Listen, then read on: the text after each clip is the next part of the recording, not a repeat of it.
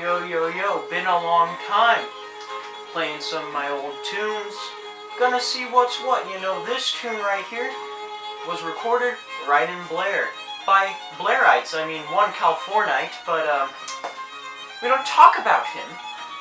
Anyways, I wanted to impress upon you the great things about sound.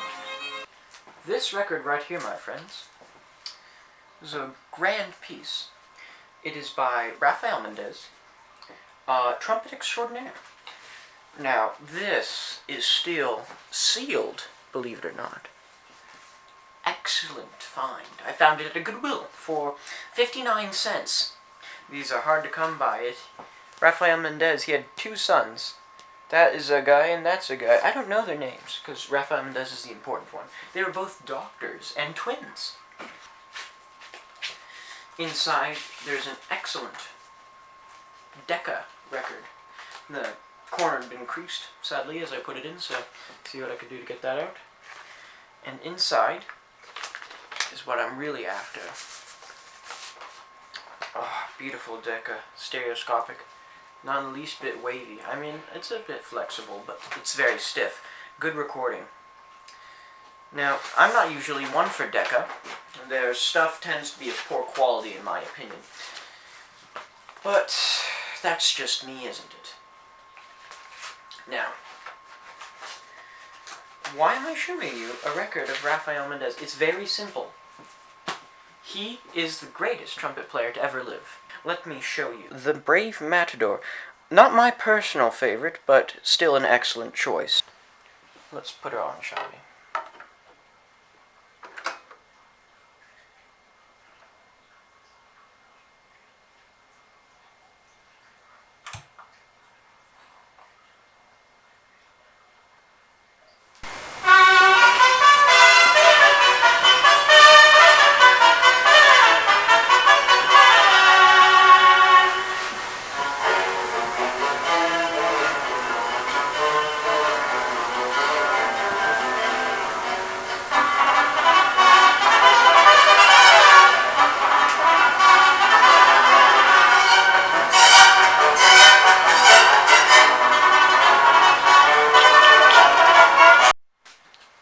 What an excellent recording, if I do say so myself. Sadly, I cannot show you the whole thing, because it's most likely copyrighted, but that's just a taste of his excellence. Now, you may be wondering, how would someone possibly get that good at the trumpet? Well, I've only given you a tidbit. Look in the description below. There shall be a link to one of his teaching videos and one of his greatest performances, in my opinion. Not that he played the best, but just I like how it sounds. I'm personally a Mendez fanatic myself.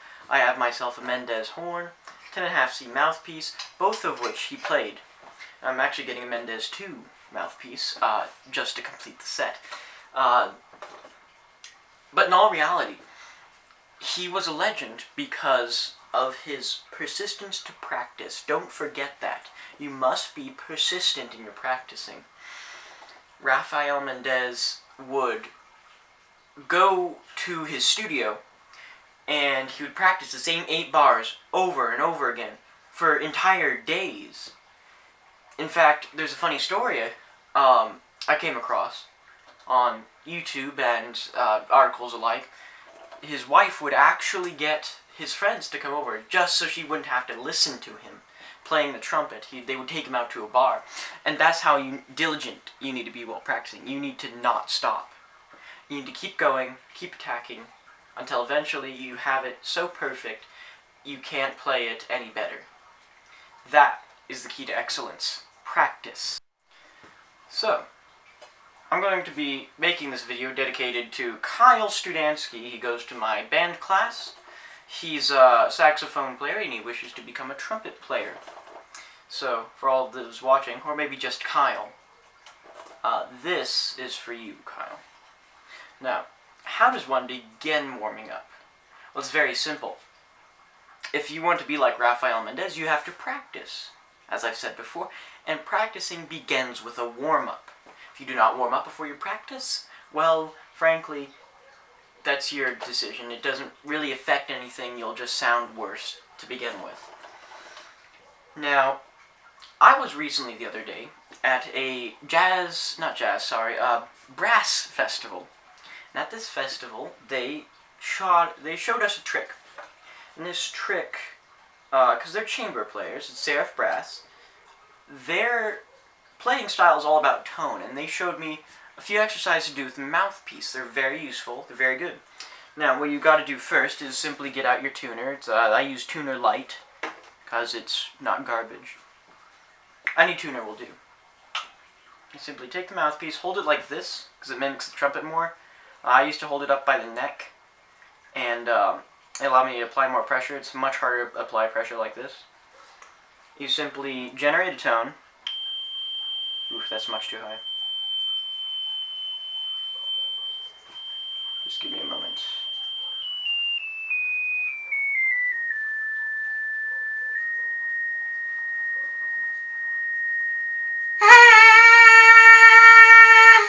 Generate a tone. This is a C. Not middle C. C above middle C. It's R middle C. On the piano it's not, but match the tone. Then you go down a half step.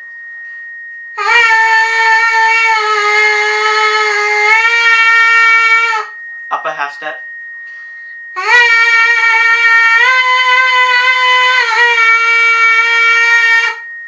Then down 2 half steps.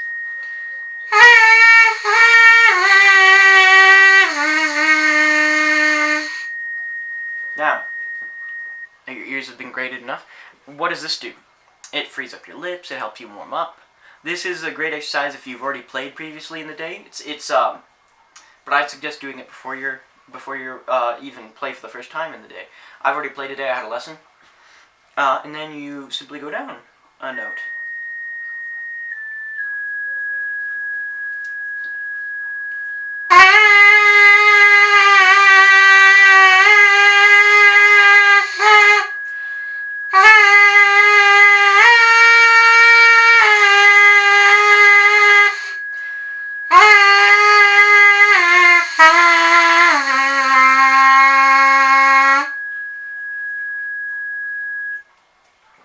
That's all I'm going to show you today, but you get the idea. You generate a tone, go down and up.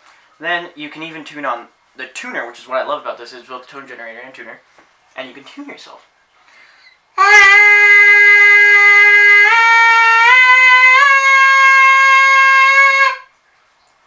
But, yeah, it's a bit optional. This tuner is kind of slow, in my opinion. But that's my opinion. Now, the next part of your warm-up routine is to hold out a long note. You can do really any note you wish. I prefer natural tones. That's what I think the best is. I use G. It's middle of the line, not very hard to hit. Can do it well. Focus on your sound. I'll demonstrate.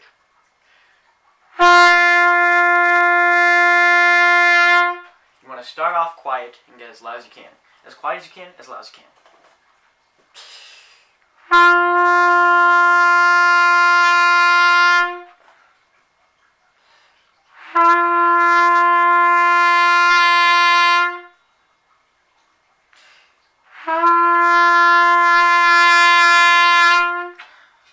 You simply do that. I do it 10 times. You can do it as long as you want, as long as you're in tune. Let me check the tuner. Bit flat. Your tuning will change as you practice. So you can tune out your warm-up. I would suggest tuning during your warm-up, sometime in the middle, sometimes towards the end, and moving your tuning slide, because your embouchure and your tone does change as you play. It's a fact. It happens. I do it, and I've been doing it a long time. It's unavoidable. Now, the next step, I usually do scales, and maybe if I'm a little warmed up before then, I'll do H.L. Clark. Let me start out with scales. I usually do C, F, G, and then whatever I feel like.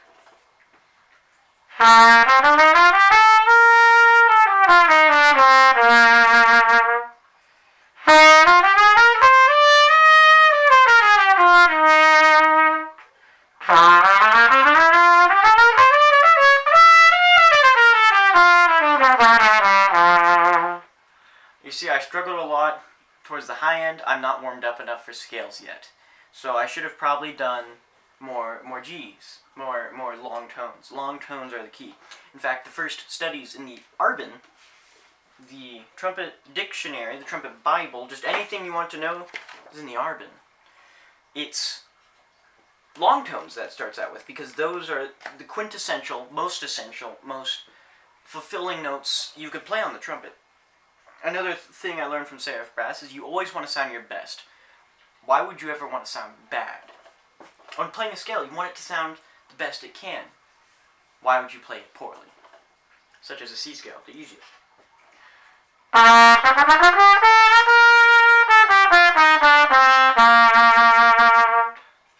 I would always suggest having a tuner on next to you.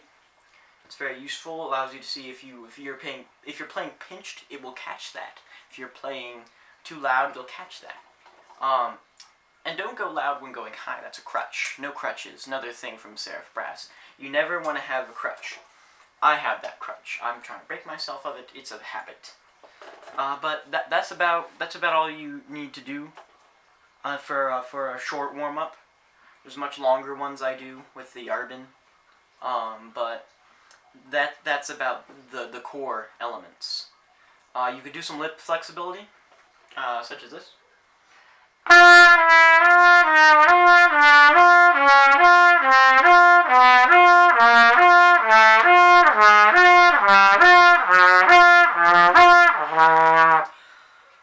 Or you could even do some H.L. Clark.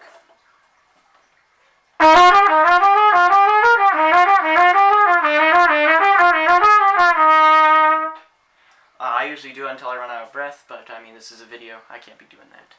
Now, for Kyle. As a beginner trumpet, you want to focus on the bare essentials. The Arbin. Let's open it up, shall we? Page number 11, First Studies. It's really some of the best things in the Arbin are these long note scales. They're really just scales with longer notes. They're very excellent for building up your durability, your embouchure, even high notes. If you can play these, you can play higher. For certain trumpet players, I'd suggest this. Let's give you a taste. I'm going to do the... let's do the second study, because that's pretty easy.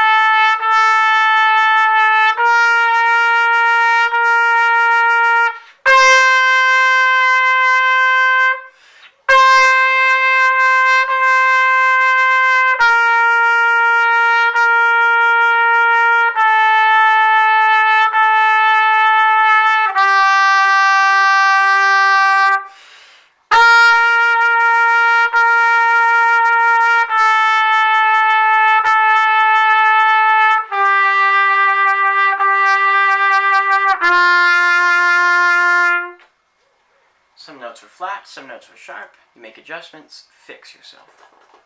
That is the core building blocks for the trumpet. That exercise is the second one. I suggest you do it the first. Second one's a bit faster. I chose a pretty quick tempo, what I'd say about 80 beats per minute? Maybe 90, maybe 100, I don't know. Not very good with that. But that's the essential. Let's end this out with a few lines from O Sacred Head.